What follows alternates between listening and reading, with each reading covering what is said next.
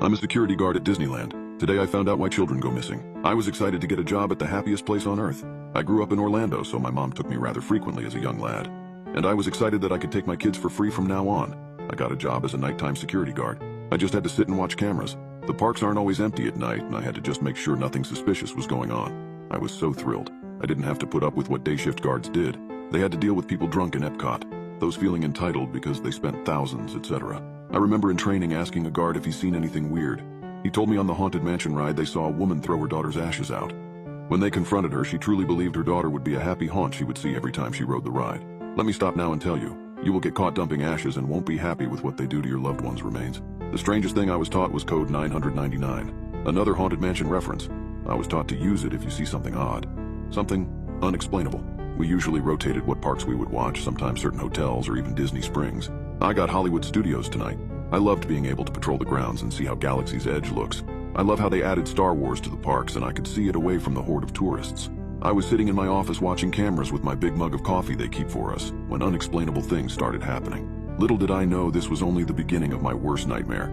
I checked my watch and it was 3 a.m. I watched a Mickey casually waltz down the street going towards Rock and Roller Coaster. We were never characters at this time. And plus, most people traveling were going to use the underground tunnels. I stared in disbelief as a Donald Duck, then Goofy, then Pluto all followed shortly behind him. My walkie was pure static and I mumbled, "Code 999, I repeat, code 999? This is Bill in AK. What's going on? Why are there characters in the park?" All I heard was pure static. My gut told me to wait and just see what happens. Maybe more security comes, maybe law enforcement, but I figured I could go solo. My walkie wouldn't get a hold of any other guards, so it was only me. I snuck to a dressing room and found an old Olaf costume. I put it on and clumsily walked towards Rock and Roller Coaster. All the noise wasn't there, but where Phantasmic was. When I slowly approached the group of characters, it suddenly started raining. I glanced and saw characters fill the benches and seats around the area. On top of a large rock, there stood someone. I sat next to a Minnie. She turned to me and just stared. Didn't say any words, but just stared at me. She turned and glanced back at the stage. The intercom cut on. "Ladies and gentlemen, boys and girls, here he is, Mickey Mouse." I watched as characters began to bow and cheer. I tried to do the same so I wasn't noticed. I looked to my right side and a little girl stood next to me cheering. I think it was the girl whose ashes were dumped. "Hey everybody. Gee, thanks for coming. I'm sure glad to see you all. Now to business. What's your name, pal?" A man tied to a table was carried in from behind the curtains. That was Jerry. He was in training with me.